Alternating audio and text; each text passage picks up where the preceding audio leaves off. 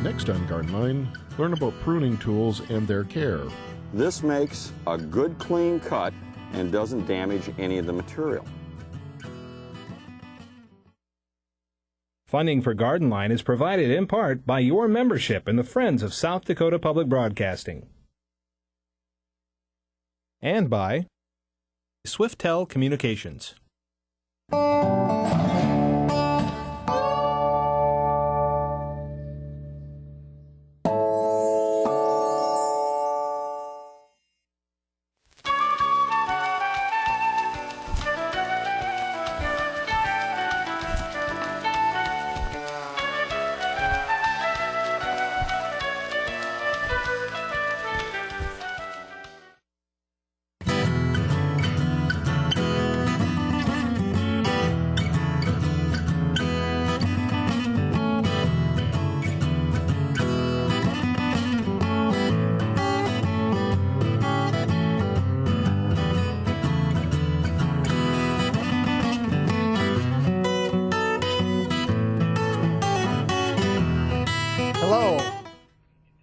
Hello and welcome to Garden Line. I'm Stephen Monk.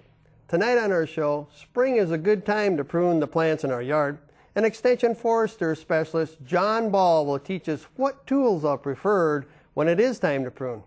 And as always, our panel of lawn and garden experts will answer your questions, so get ready to call in. Our panelists are here with the most up-to-date information about gardening, lawn care, insects, trees, and a host of other lawn and garden-related concerns.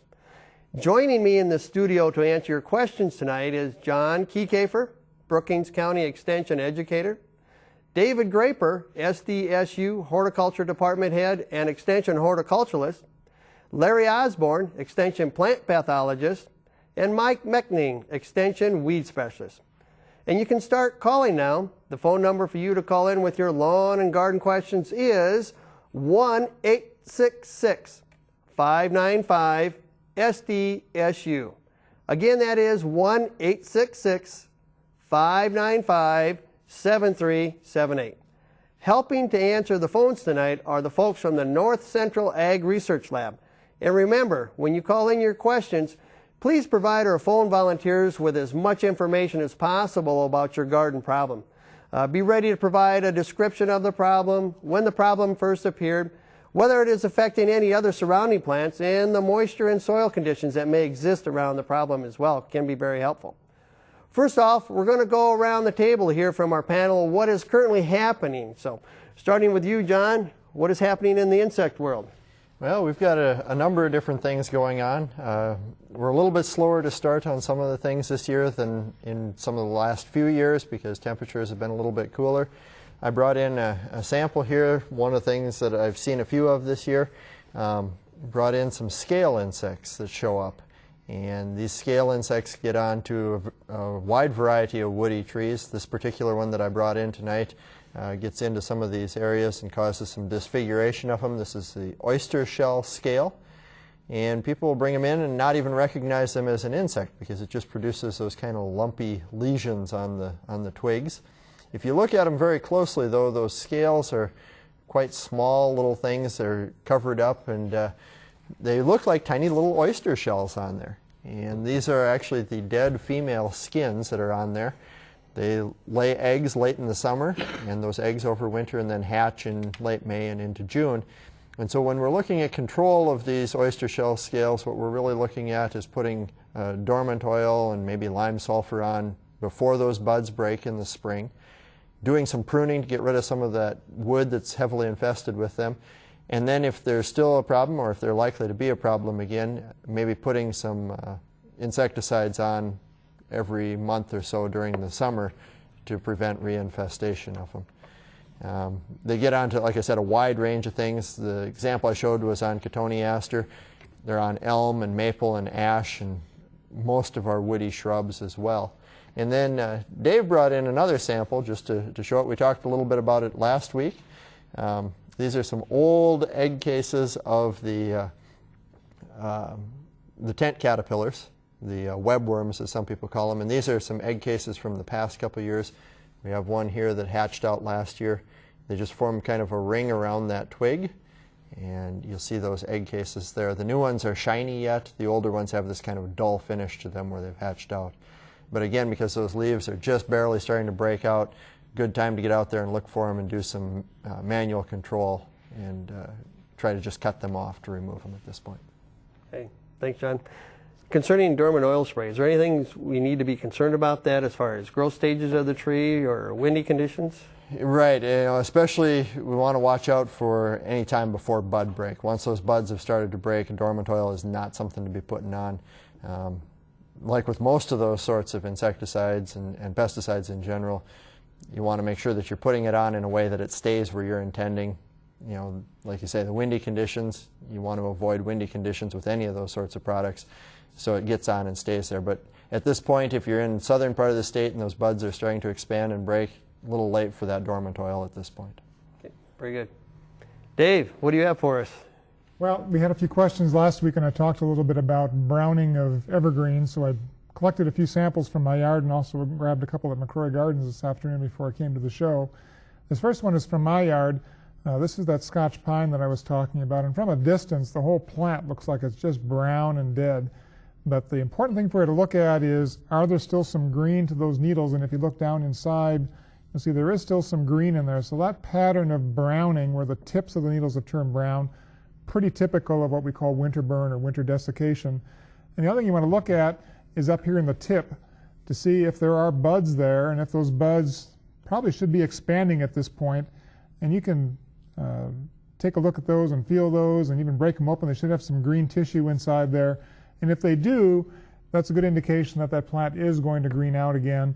You're still going to have the brown needles left behind, but that you're going to still get some new growth on that plant, and that's going to help to hide some of that brown needles. But those brown needles are going to be there for a while. Right next to that Scotch pine, here's a ponderosa pine, and you can see some of that same browning effect. But again, we're getting those buds down and they're beginning to expand. So that's going to give us a good indication that, yes, we are going to have some fresh new candles coming out and some new growth coming out on that plant. I stopped at McCrory and I grabbed a piece of a yew bush that we have out there, and this thing has browned up on us pretty badly the last few years.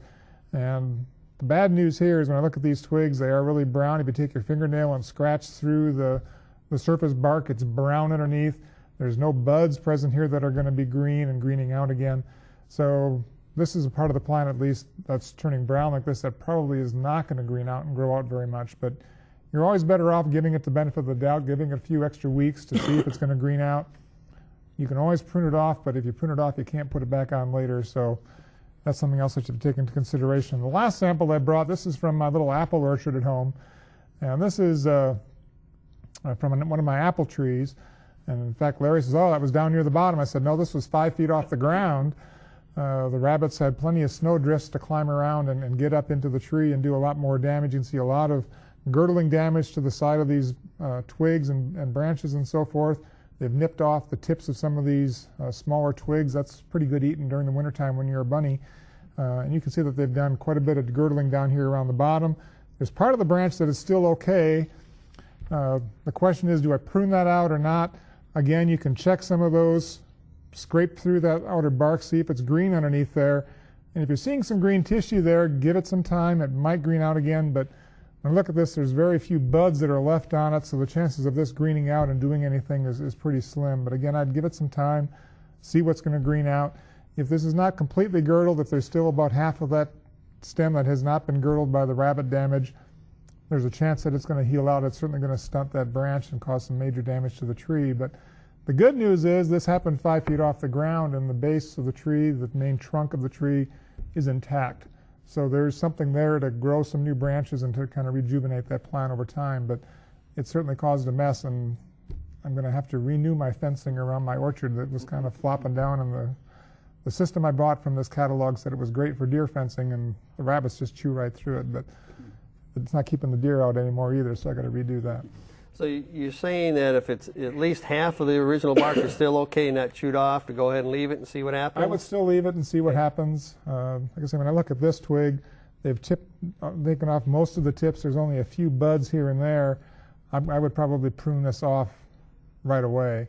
I wouldn't give it any time. But if you're questioning whether or not it's going to come back, give it some time and see what it does. I've got a famous case at the University Lutheran Center here in town where they girdled the stem about about a foot off the ground. And I said, well, I think we're just going to cut that one off. It's not going to make it. And I guess the good Lord intervened, and it's survived, and it's still there today. But Okay. So give it some time. Don't be too hasty to prune it off. Now that one's pretty extensive, but if you had like a major branch or even on the trunk where they just shoot off a spot, people tend, do I need to paint that or No, pruning paint you're or better sealer? off just let it alone. Yep. And give it time, and it's going to produce new wound wood around that and wall off that area internally and eventually cover that area up again. But if you're seeing a lot of damage like that, that means that you'd better do something to protect the tree in future years. Okay, very good. Did you want to make a comment about your? Well, I What else could. coming up quick? This Friday is National Public Garden Day, and we're going to have a spring garden walk at McCrory Gardens. And it's been in the paper and so forth, and a lot of other places too. But I just encourage you to come on out to McCrory. The weather is supposed to be beautiful, 70 degrees on Friday here in Brookings. So come on out and see us. We'll probably have a few people leading tours around, depending on how many folks turn up for the show or for the evening or the event. But the gardens are looking pretty good. We've got a few people out there already trying to get things cleaned up for you so it doesn't look quite so bad over the winter. But there's a lot of things blooming. The tulips are just about ready to go. The daffodils are in full bloom, and there's other flowering plants and so forth already up and growing. So it'll be a nice time to get out and enjoy the garden. Good, very good. Larry, Yes, sir. has it been too cold for any kind of our pathogens or diseases to show up? I wish. It is early for a lot of things that we really fight. You know, I've already seen tomato samples in the plant clinic, things that we shouldn't be having outside yet. And of course, these folks are growing those in a hothouse. So they're having some disease problems a little early on. But it is a little cold for those kind of things. But we do have some things going on in our lawns, and before long we'll have them in our perennials and other areas of the garden as well. I wanted to talk tonight about powdery mildew, and I know we're going to have an internet question about this a little later on. I'll bet your lilacs don't look like that quite yet, but this is what can happen. It goes very common on some species, and lilac is one of those that seems to get powdery mildew just about everywhere. This is a fungal disease, and it's a fungal disease that's really covering up the leaf surface more than infecting it. It tends to be able to easily be rubbed off.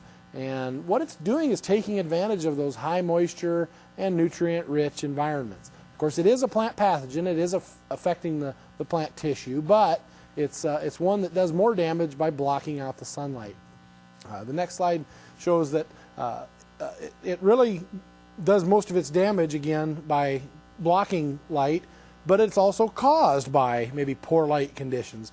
The springtime, we're just starting to warm up. We're having good, warm, moist conditions in the air, but a lot of times our light conditions, the sun's not really high in the sky like it is midsummer, so we're getting poor light quality. And that can also happen when we have a lot of shade, a very closed-in area. So a backyard, beneath the trees and so forth, the bluegrass lawns are going to be very, very susceptible to powdery mildew, certain cultivars of bluegrass especially. So that was the question this spring is, what do we do about powdery mildew in the lawn? Well, again, there are a lot of fungicides that are labeled for these kind of things, but typically we're not going to recommend those for homeowner use. They're misapplied more often than they're correctly used, and really they can be quite toxic to the plant tissue if they're over applied. So we want to be careful with some of those products. Really with powdery mildew, the best thing we can do is change our environment, increase the light penetration, increase the air movement, selective pruning to some of those branches, maybe elevate some of the bushes and trees in the area if that fits your landscape. And then you see I have at the bottom the home remedy. I think our next slide talks about the Garden Line home remedy. The powdery mildew home remedy, you'll find it on our Garden Line website, but it's just a tablespoon of baking soda and a teaspoon of either vegetable oil or just liquid dish soap would be just fine. And mix that in a gallon of water, spray that on the leaf surface. It changes the pH and makes that an inhospitable environment for the powdery mildew fungus. So that's our home remedy. You can find that anytime. We'll get questions about that later on throughout the year. But that's powdery mildew. Again, nothing to worry about long term. It's not going to take our plants down, but it takes advantage of those turf situations that are a little over cared for, a little too much nitrogen maybe. But also a little too shady. Okay. Lilac kind of the same way as Lilacs, far as yeah. makes it look bad, but really as far as detrimental to the Right. Yeah, nothing to worry about long term. Again, it's going to be cultivar specific. There, you're going to see some that are more heavily affected. On the home remedy, as far as application rates, as far as how often, I mean. Right, probably every 5 to 10 days, depending on the weather. If it's rainy, you're going to need to reapply that after every rainfall. If it's dry conditions, that'll probably extend out closer to that 10 days, maybe even 2 weeks in a real dry environment. But again, don't get too hot. Again, we can burn some plants with some of these home remedies as well. But you follow the recipe there and spray to run off, you should be just fine. All right, very good. Mike, I noticed that some of the weeds are coming to you regardless of what temperature we have. Even under the snow, as the snow melted, some of them amazing. started to show They're up, the first ones to green up, and Dave mentioned some of the spring flowers are starting to come out, and we're starting to see the dandelions come out. So that's kind of nice, getting a little color out there as well. But lately I've been getting a handful of questions on dandelion lookalikes. You know, it's amazing. You know, you think everybody knows what a dandelion looks like, right? Well, maybe not. And so tonight we're going to play, is it or is it not a dandelion? So first one up. Is this one a dandelion? It's a dandelion. It's not a dandelion. I thought about doing the first one as a dandelion because nobody would expect that. But this is a perennial sow thistle. This is actually a statewide noxious weed, spreads by roots. So this is one you want to get rid of. This can really spread. But perennial sow thistle is a rosette. It looks like dandelion, but it's not. Okay, next up. What do we have next in our lineup here? How about this? Dandelion? Not a dandelion? This is not a dandelion. This is prickly lettuce. Prickly lettuce is unique because it has little thorns on the midrib underneath the leaf. And they're pretty hard to detect when it's this small, but if you feel it, you might feel little thorns underneath the leaf on the midrib. Prickly lettuce. Next one up, what do we got here? Dandelion or not? This is field pennycress. Not a dandelion, this is field pennycress, a mustard species. It's got those, you see that little shoot coming off on the right-hand side? Kind of typical of this one. It'll kind of come up in clusters sometimes and rounded leaves initially. But not a dandelion, field pennycress, a mustard species, which you'll start to see flowering before too long. Next one up, what do we have next here? Dandelion, not a dandelion? Yeah, this one's kind of easy, not a dandelion. This one's shepherd's purse, got those rounded leaf lobes. This one's probably already flowering. I notice in Pierre, this one's in full flower in some areas, so shepherd's purse. And let's see, what else do we have next? Oh, we got a couple next. Okay, this one, another mustard, tumble mustard. It's got hairs on those leaves, plus pointed tips on those lobes. So not a dandelion, tumble mustard. And what do we have next? How about this one? This is the dandelion. Kind of thin, narrow towards the base of the plant. So a lot of plants out there that look a lot like dandelions if you're not looking careful. But important to know because dandelions are a perennial and you want to control those in the fall. Or if you do dig them up, you want to make sure you get probably about at least 3/4 of that root to prevent it from growing back. Okay. I think I got about a 90% on that quiz. Great. That's awesome. Great. Thank you, Mike. Well, thank you. And now before we get started on our questions, we will hear from Dennis Toddy, Extension State climatologist, as he talks about temperature trends.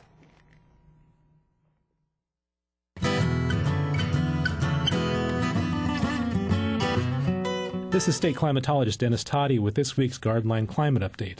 Temperatures have been a big issue of discussion as people want to get out and do garden and lawn work. But conditions until recently have not been conducive to much happening outside. Let's look back at what's happened at a couple locations over the state over the last month. The first is from SDSU's Cottonwood Research Station between Phillip and Wall, which kind of represents what's happened in the western part of the state. On the plot, you can see daily high and low temperatures, the more jagged line, and then the compared to this 30-year average is the smoother lines. You can see most of the coolness last month, or cooler than average, was in the middle part of the month, while the beginning of April and the end of April were closer to average. Also note there's been a difference between the high temperature and low temperatures at this location. Lows were fairly close to average, while the highs were much colder on several occasions. The second station to compare to is from Falkton, kind of southwest of Aberdeen, which is more representative of the eastern part of the state. We see a similar pattern there, though more pronounced in the cold stretch in the middle of the month. The difference between high and low is part of a recent trend where low temperatures have warmed more throughout the year, while high temperatures have deviated much more than average. Overall temperatures for South Dakota in April were generally 2 to 4 degrees below average, and that put many stations about the top 25 coldest Aprils across the state. More recent temperature and historical temperature information are available at our website, climate.sdstate.edu.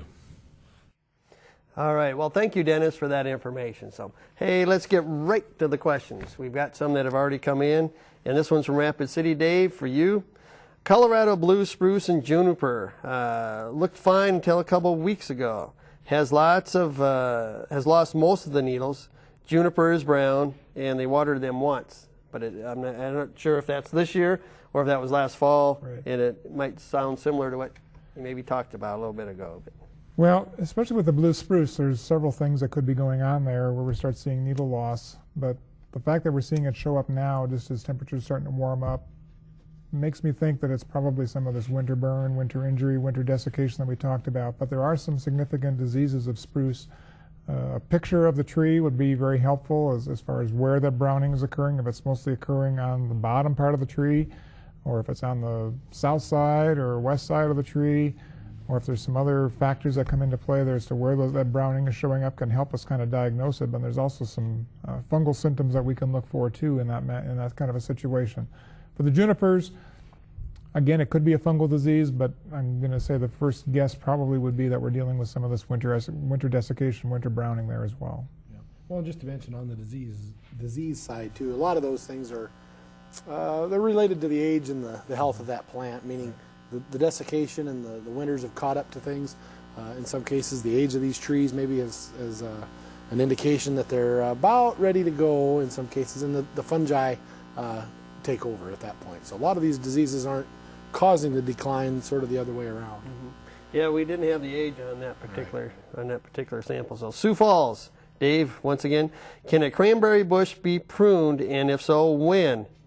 It is in a container, and it's about 6 feet tall, 8 to 10 years old. Wow, an 8 to 10-year-old container-grown cranberry bush. Yes. I'm guessing this is a cranberry bush viburnum. We don't grow too many true cranberries here. Yes, they can be pruned. If you remember from last week's show, John Ball showed us some renewal pruning where he went in each year and took out about a third of those biggest, oldest shoots down near the base of the plant. You can use that same kind of pruning with a cranberry bush viburnum and many other shrubs of that same type. So depending on what they're trying to do, if they're trying to maintain it in this container, hopefully this is a pretty good size container. I don't know if they move it indoors during the winter time. Whenever you have a plant in a container, you're going to be very likely that you're going to get some winter damage to that root system over the course of those really cold times. But take out a few of those lowest shoots down near the base of the plant. That's going to reduce the overall size. It's going to encourage some new shoots to come up from the bottom and give you a fresher look to that plant. Okay. And the timing on that, during the dormant season is the best time. We're kind of at the end of that pruning cycle right now because we're starting to see those buds swell and break, and we generally want to be done with our pruning by that time. All right. Hartford, John, they live in the country and they have a wedding at their house in June that is coming up. She's concerned about mosquitoes with all the water, no major bodies of water, just water in the ditches and so on right now. She's wondering if there's something she can do to pre-treat for the mosquitoes. She would also like to pre-treat before putting in her garden so not to affect it with any chemicals. Okay. Actually, for mosquitoes, I think she's on the right track. You're going to have better luck trying to control them, trying to control larvae than trying to control adults. If you can limit those numbers of larvae, you end up limiting the numbers of adults later on. And for control on those, what you're going to look at doing is applying some sort of an insecticide or a natural bacterial type product to those bodies of water that might have mosquitoes in them. A lot of times when we talk mosquito larvae, we're talking about smaller bodies of water, if you will, than what people think. You know, an empty can or a bottle or something like that can be more than enough for mosquito larvae to get going and produce decent numbers of adults out of there. So even relatively small pools of water like that are good things to treat. Beyond that, you can do some fogging or misting. There are some attachments that hook up to hoses, and we'll put an insecticide down. That's going to be much closer to the date that you want to be sure that you don't have those adult mosquitoes there. But no matter how you do this, the adults are very mobile. You get winds from the wrong direction, you may end up with some mosquitoes showing up even though you don't intend to have them there. And so the best thing you can do, I think, is to try to get close to that date, do some larval control leading up to that, and then once you're close to that date, rent a fogger or a mister or buy some attachments and treat a little bit right around that area just beforehand. Now you say close to the date.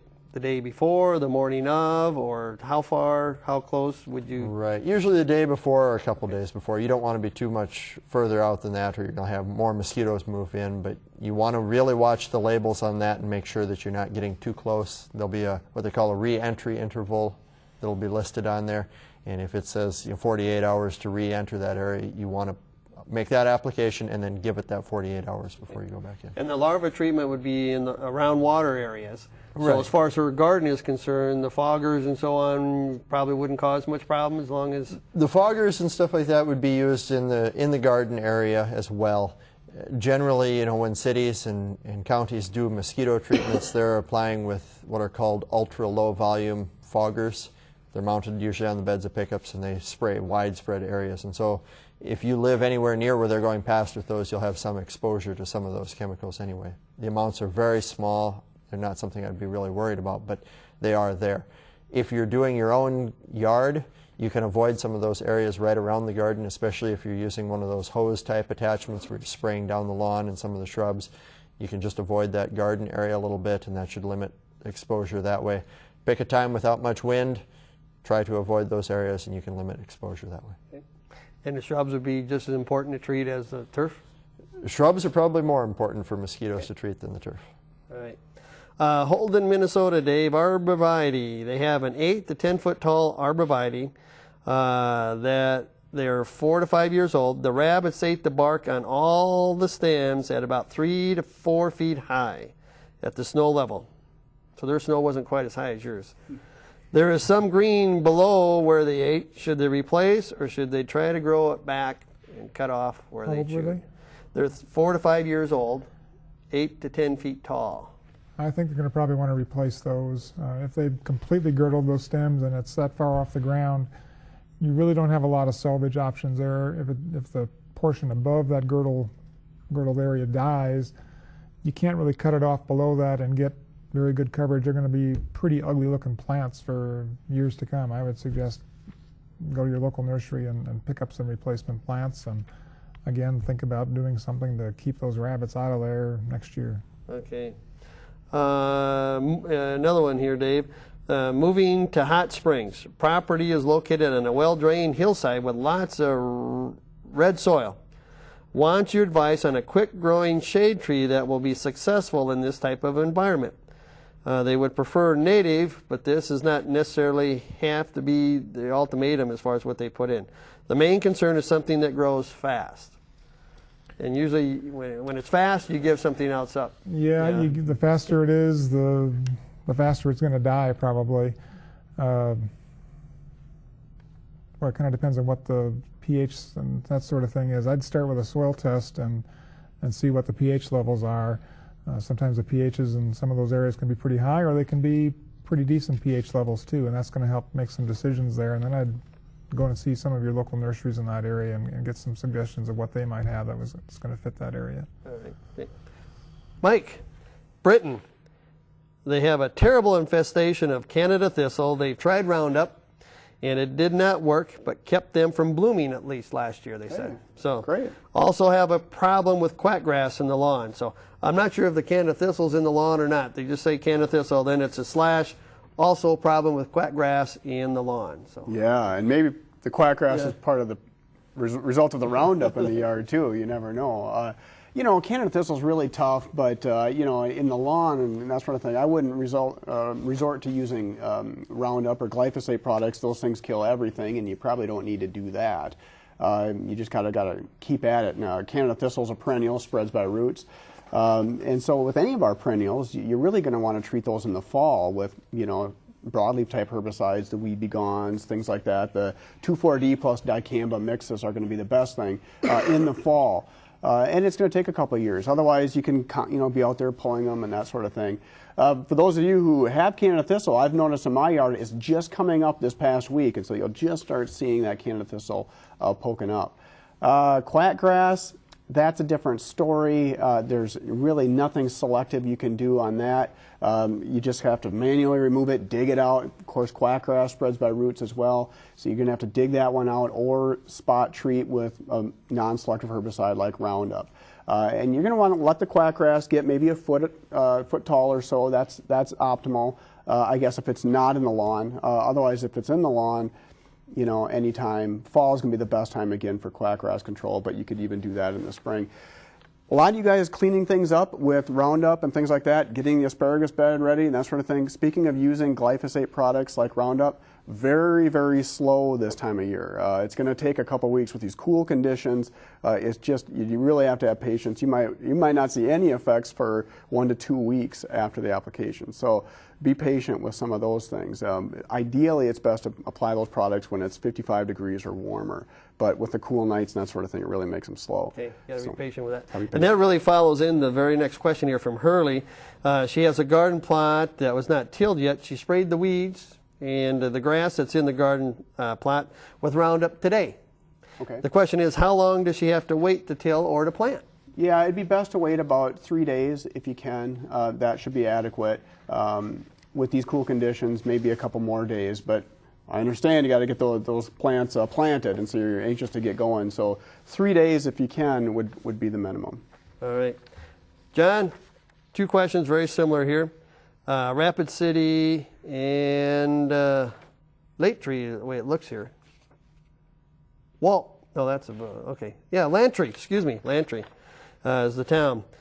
Ticks, is there an organic control for ticks other than guinea hens? They have a problem with ticks. 3 to 4 weeks they've been in the garden. In fact, she pulled 150 ticks off herself and the dogs the other night, and that's from Lantry. From Rapid City, has a small dog that is getting ticks from the yard. She wants a pet-friendly remedy to get rid of them. So 2 tick-related questions here. Yeah, well, ticks are definitely out. I actually thought about bringing some in tonight as the roundtable topic here, going around and talking a little bit about them. You know, really in these sorts of cases, as far as organic type controls, we don't have a lot of options for them. We don't have those bacterial type products that do a great job on ticks. So when we're talking tick control, I think what you're going to want to look at, especially with the numbers that are mentioned here, we're 150 on a person just being out and working in an area like that, you're probably going to want to look at trying to break that cycle that they have for completing their development in those areas. Most of the ticks in this state that you'll find, especially on people, are going to actually start as larvae and nymphs on small rodents. And so you may find that you have a rodent problem. Maybe if you can control some of those rodents around those areas, you can cut down on ticks, but that's going to take a number of years to do. Okay. Well, gentlemen, we're going to take a little break from the questions here, and we're going to go to the Garden Line segment where we visited with Extension Forester Specialist John Ball about the different types of pruning tools. John tells us what to look for when purchasing our pruning tools and which tool is right for the job.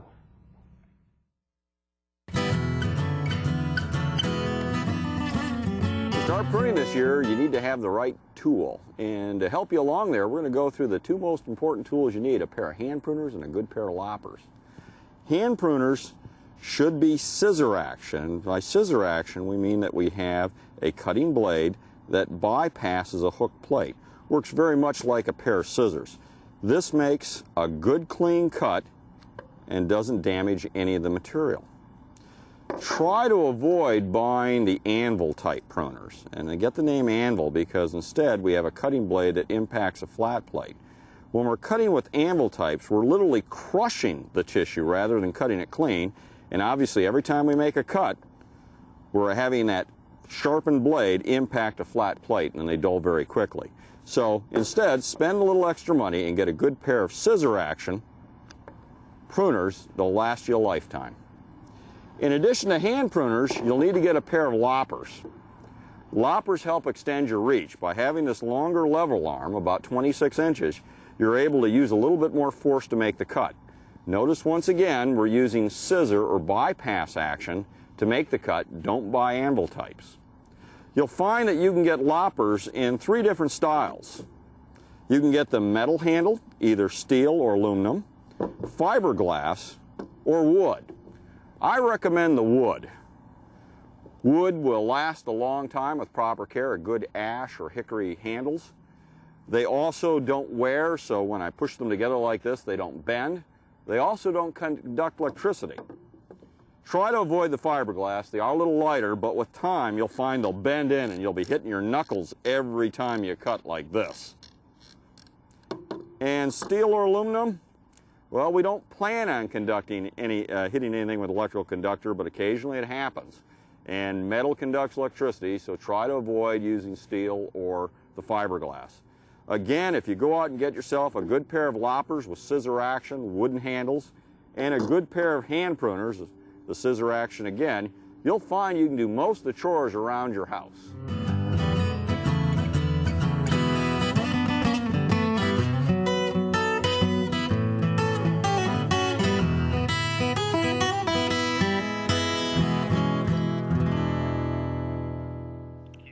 All right, well, we want to thank John for that information because it's really important to have the proper tool for the proper job, and it makes the job go much easier and quicker in that regard as well. So a couple questions that came in over the past week on the internet here in emails. And the first one we have here, and we have graphics with a number of these here, gentlemen, so that should help you out. The first one here is pepper plants that are all different kinds, hot and sweet. We planted them in bigger pots about 2 weeks ago. We have them inside a hot box, and we have been watering them with the rainwater, but the leaves started curling up about 3 to 4 days ago. Not all the plants have this problem. Any idea what might be going on? And this is from Pakwana.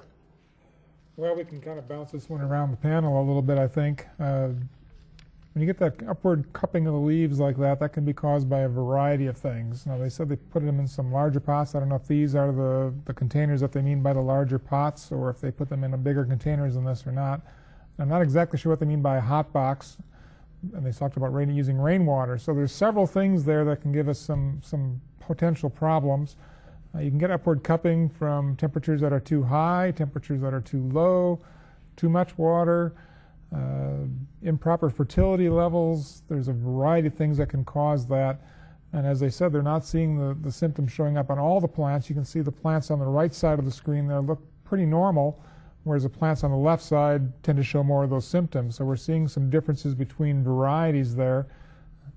Peppers are pretty susceptible to environmental symptoms like that and can cause a lot of results from different kinds of conditions. So I can't give you a good solid answer. I'd want to look at probably the root system, see how those roots look. I'd want to know what they're doing as far as fertility. If all they're giving them is rainwater, they probably need to up that with a little bit of fertilizer once in a while. There's just a lot of things that we don't know to give a really good answer to that. I suspect that they're going to probably still be okay, and if they can keep them going until we get warm enough conditions that we can put them outside, they'll probably recover and do pretty well. They're going to be a little stunted, but I think they'll probably still have usable plants there unless they start seeing more severe symptoms showing up.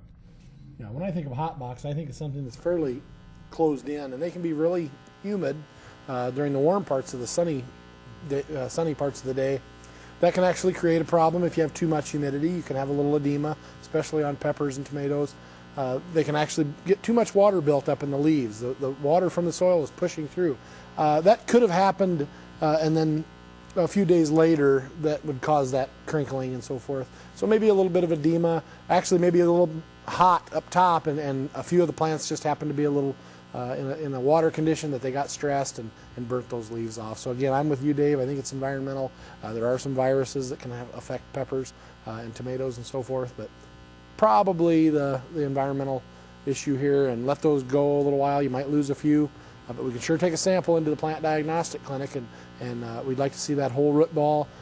Just put that into a Ziploc bag, soil and all, maybe with a paper towel around the soil ball, and send that in to us as quick as you can overnight if you can, and we can take a look at that and maybe get you a little stronger answer.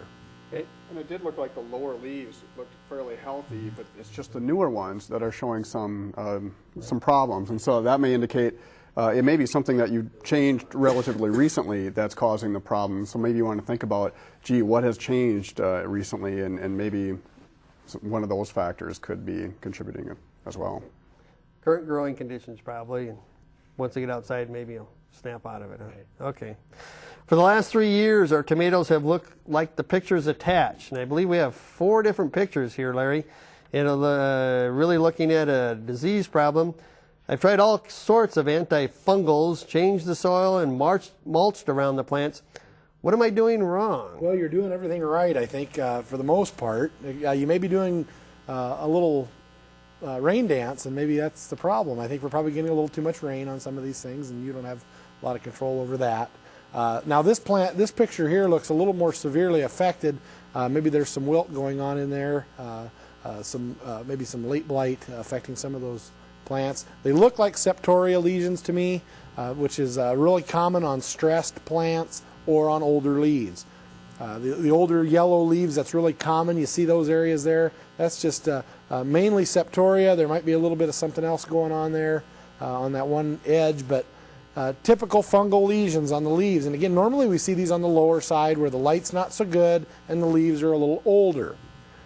If they're showing up on the upper side of the plant, again, you're probably doing some of the right things by mulching, keeping that inoculum low, but maybe you got the mulch on a little late in some cases.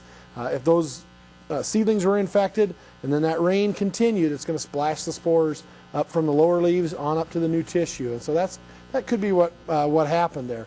Really got an early start before you maybe got the mulch out.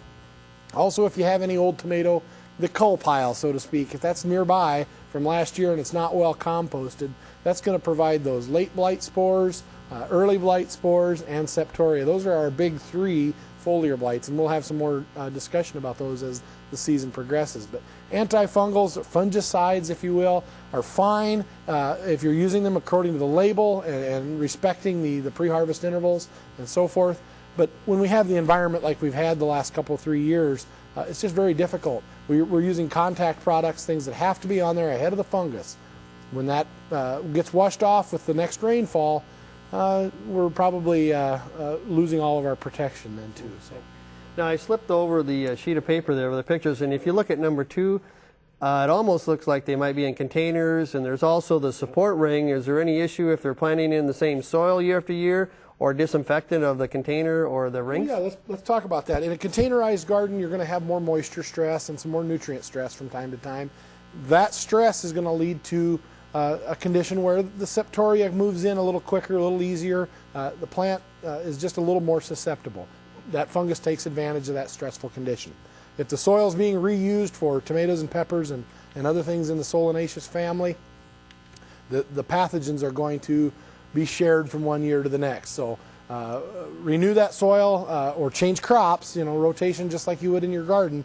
But again, if you're using potting soil, sometimes the soil microbes just aren't there to do that natural protection that we get on the roots and some of the other areas of the plant. So maybe a little black soil would be worthwhile. Okay, good. Anything about disinfecting of the I container? think cleaning those containers every year if you can. Bleach, 10% bleach solution, or even some Lysol, as long as you can get that rinsed out. So those kind of things work really well. Okay, very good. John, they kept their geraniums and a few other daisy plants inside during the winter months. Last year, I had a terrible problem with bugs on the leaves. The bugs were white, and they look like the pictures I've submitted here. The under leaves were green, sticky balls, and I figured they were spider mites. This year I see similar white bugs on the tops of the leaves, but nothing on the bottom. Are these spider mites or something else, and how would you treat them? Yeah, well, from the pictures here, I guess my first thought was, and I think we're probably on the right track here, would be white flies is what these things probably are. A little bit hard to tell from these images with any of these tiny little creatures, whether we're talking about white flies or spider mites or any of those. It's hard to get enough magnification on a photo to get a really sharp photo of what it is. But I think what we're really dealing with here is probably a white fly. White flies are pretty common indoor pests on plants. They build up to pretty big numbers simply because nothing's in there to eat them. They don't have any predators to help control those numbers, and they've got great conditions to go ahead and feed on those plants then. So as far as trying to do a little control on them, we're at a time of year if you can just live with them for a little bit and get those plants back outside. We've got some natural predators out there that'll help limit some of those populations, and you've got far more insecticide options when you're outside than you do inside. For houseplants, you really need to be sure that you're using one of those types of products that's labeled to be used on houseplants indoors, because a number of our insecticides pose some toxicity risks to people too. Okay, this one comes from Toronto, Dave. What variety of raspberries do you recommend planting for eastern South Dakota? And also, do blueberries grow well in South Dakota? And if so, do you have a variety or two that you'd like to recommend for blueberries? Well, I printed off the extension extra on fruit varieties for South Dakota, and there is an extension extra up on the SDSU extension website that they can get to. I don't know if we can show that URL or not, but that's going to be the best place to go and get those varieties, and I meant to bring it along, and I'm sorry I left it in the truck. So I will send you an email with that list of varieties and a link to that variety bulletin. As far as the blueberries go, generally they're pretty tough to do around here because generally our pH in our soils is too high. John was telling me that if you can find some old farm fields that have been farmed for a long time, you might find a pH that's down below 6 or so, and that's going to be a better chance of trying to get some blueberries to grow. I've got one at my home in my yard, and what I did is I dug out about a bushel basket sized area of the soil, and I mixed that about half and half with peat moss, and I added some elemental sulfur and put that back in the hole and put the plant in there, and it's done okay. If I can get the blueberries before the birds get them, I might get enough for a bowl of cereal, and that's about all I get out of it. This is just not blueberry growing country, but there are some, look for some that are rated to hardy to zone 4, and give it a shot if you really want to try some. I know some folks that have tried doing it with lots of compost and horse manure and that sort of thing. You got to get that pH level down, and elemental sulfur is the best thing to use if your pH is down around 7. You can use elemental sulfur, mix that, incorporate that in the soil, and that's going to bring your pH down a little bit more to make that more possible. But we just aren't very good blueberry growing country. Okay. Elemental sulfur, farmers' elevators, garden farmers' centers? elevator, best place to probably get that. The last thing you want to get is lime. Don't add lime to the soil. That's going to make it even worse because that's going to tend to raise the pH. And there's probably, for most gardens, there's very few times where you don't want to use any lime in your garden at all. But the elemental sulfur can work. Again, if your pH isn't too high, if it's up above 7.5 or so, adding elemental sulfur is just not going to really do it. You have to have so much of it that it's just not going to work.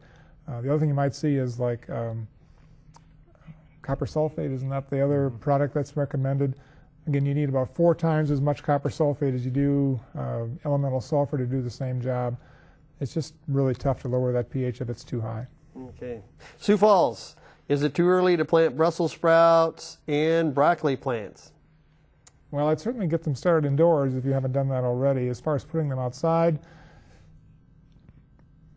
we'll have to rely on Dennis Toddy to give us a better idea there. We had some pretty chilly nights the last couple nights here in Brookings. We were down around 26 or so at my house this morning, and even for a cool season crop like broccoli and Brussels sprouts, that probably would have killed those plants. So I'd say you're going to be getting safer here in the next week or so, but watch the weather. If temperatures start plummeting, you better get some protection out there for them. Okay. Be ready to cover them if need be. The second part to that is also, when's the best time of year to trim back apple trees? Well, again, the dormant season is the best time in general for pruning. So we're just at the end of that cycle right now. I was out looking at my apple trees tonight, and my buds haven't really broken yet. But I looked in here in Brookings, and they are starting to put out those leaves now. So we're really kind of past the point where we probably want to do too much pruning. Unless you've got some major disease issues like fire blight or something, or if you've got dead branches that you see in your tree, you can prune those out at any time. But for doing major pruning, we want to probably delay that now. The dormant season was the best time. Okay. Larry, you talked about this a little bit earlier on. My lawn is being destroyed by powdery mildew. 3 years ago, I had 2/3 of my lawn replaced due to some flooding with some good Kentucky bluegrass, but now they're starting to show up. But here, this might help you answer this as well. This is most pronounced under the 2 mature Crimson King maple and apple trees. Sure, that makes good sense. So, right under those trees are where we're getting all that shade. The light quality on that part of the turf just isn't as good as it needs to be. Without removing too much of those trees, you're going to perennially fight some powdery mildew problems. Again, the organic home remedy that we showed you before can work on turf. Again, every time you mow or it rains, you're going to have to reapply that sort of thing. And you're just going to have some of those dusty areas. Now, later on in the summer when things dry out and you go over that lawn with the lawnmower, it's just going to be very dusty. You might have some irritation, some allergies, so to speak, with that powdery mildew. It's not harmful to most people, but again, it's going to be a lot of dust kicked up in those areas during the dry time. But get that dew knocked off there if you can. Go out and pass something over there when it's warmer than it is today. We don't want to damage the lawn when it's frozen, but get that dew knocked off early in the morning. And if you can open up the landscape at all, good time to do it. couple other options they might have is, I know they said they replaced it with good Kentucky bluegrass sod, but Kentucky bluegrass really needs to be out in full sun. So think about some of the fine fescues as another alternative grass that you could overseed some of those areas that are kind of thin with the powdery mildew. That's going to tolerate that shade better and have less issues with the powdery mildew. Or think about some alternatives for those areas underneath those trees. Maybe you just want to use the large mulched area underneath some of those trees, or use some other shade-loving ground covers, some perennials, some flowering plants even, to fill in those areas. But understand if this is an area where the kids play and they want to be in the grass, kind of tough to deal with that. But look at some of the shade-tolerant grass species. Go to your local hardware store or nursery and get some of the shade mixtures of grassy that they might have, and those are going to give you a better chance to tolerate those shady conditions than the bluegrass will. Okay, a couple different options there. And they want to look for like red fescues, chewing fescues, things like that. And be careful of those blends. You know, sometimes there's some weird things in there. So sometimes you can find some great deals, but watch out for some of those things. That's been my experience anyway. You get some kind of wild-looking grasses otherwise. The creeping red fescue matches up pretty well with bluegrass for texture. It blends in pretty well. And especially if they oversee the existing grass, you're going to have both of them kind of growing together. And in the real shady areas, the fescue might kind of be the major grass there, and you get a little bit more sun, and the bluegrass might kind of fill in. So it may not look quite as nice as a nice bluegrass lawn, but you're just not going to be able to do that very well in a shady condition like that. John, we have a hybrid tea rose bed, and over the past several years have applied Bayer Advance to in one systemic rose and flower care. Last year the bed was decimated by disease and majority of the plants did not survive the winter. Before replacing the rose bushes, we're considering converting this area to a vegetable garden, but are concerned about the following. The Bayer product contains disulfiram, which I assume is a systemic insecticide. Any issues that I should be concerned about in converting this to a vegetable garden? Well, you know, this is going to depend on a number of different things here, really, but disulfiram is one of the older organophosphate insecticides. It is systemic. It gets used on a number of different plants, including some vegetable plants, and so it's possible that even for some vegetable growers out there, you may be using this product in a vegetable garden. In that standpoint, it might be okay. The problem comes in, though, from concentration and how accurately it was applied to those roses, how much of it might still be there, and how great a concentration might be there to be taken up in those plants. Like any of those systemics, if it's being taken up into the plant, if you get too much of it in there, that's when you run into problems. And if it is systemic, it can obviously be taken up to those plants. But if you're fairly certain that you applied at the right rate and it's more than a year ago, I would think it's fairly safe at this point to go in with vegetables. All right, Mike. Creeping Charlie's getting worse in Sioux Falls here. Can it be identified by a light violet colored flower? And will 2,4-D eliminate it from the grass in my yard? Yeah, well, the identification, Creeping Charlie is a mint species, so it should have a square stem and have kind of a smell when you crush it on your fingers. And it does have a light purple type flower. If it's creeping in your yard, good chance it is Creeping Charlie or ground ivy. Control options are not easy. This is a real tough one, and this is why, you know, people that don't have it, be looking for it. Become familiar with what it looks like, because you want to be scouting your yard all the time, looking for some of these tough weeds like Creeping Charlie to catch them before they spread. If you want to treat it with herbicides, spring-type herbicides, if you apply herbicides in the spring to any of these perennials, you might get defoliation, that sort of thing. But really in the late fall is when you're going to want to apply these. When the leaves start turning, you don't have to worry about the drift quite as much, your garden's out. And you can apply some of these herbicides pretty late in the fall, and sometimes 2 applications. Make the first one in early September, and then the second one maybe late September, early October. And it may take a couple of years to get this out. But you're going to want to use the broadleaf mixes, 2,4-D plus dicamba, some of those things. Straight 2,4-D is probably not going to be real effective. So some things to consider. It's a tough weed. Non-chemical options are, you know, get that grass a little thicker, fertilization, really manage that turf a little bit better, get some of these shade-tolerant fescues growing in some of these areas to increase that compatibility. Those are some of the non-chemical things we can do to help suppress it, but it's a tough weed. Okay. Dave, quick answer here. Madison, rhubarb, it's new.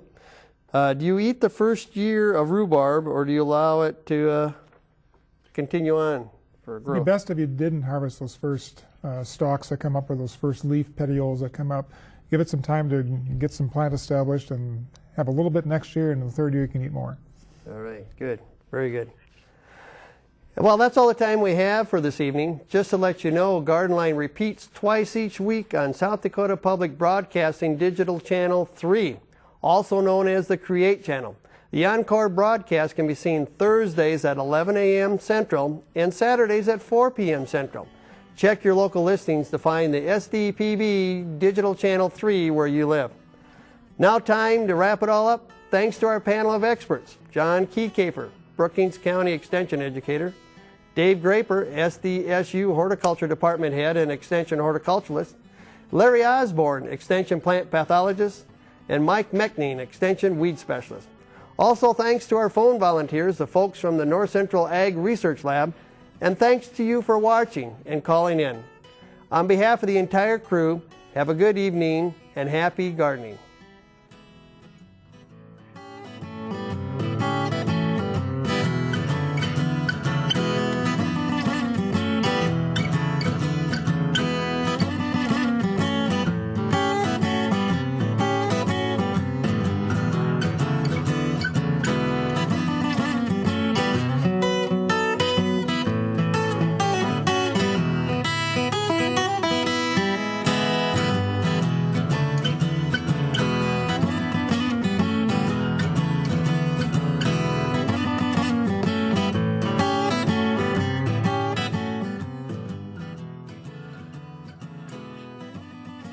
Funding for Garden Line is provided in part by your membership in the Friends of South Dakota Public Broadcasting.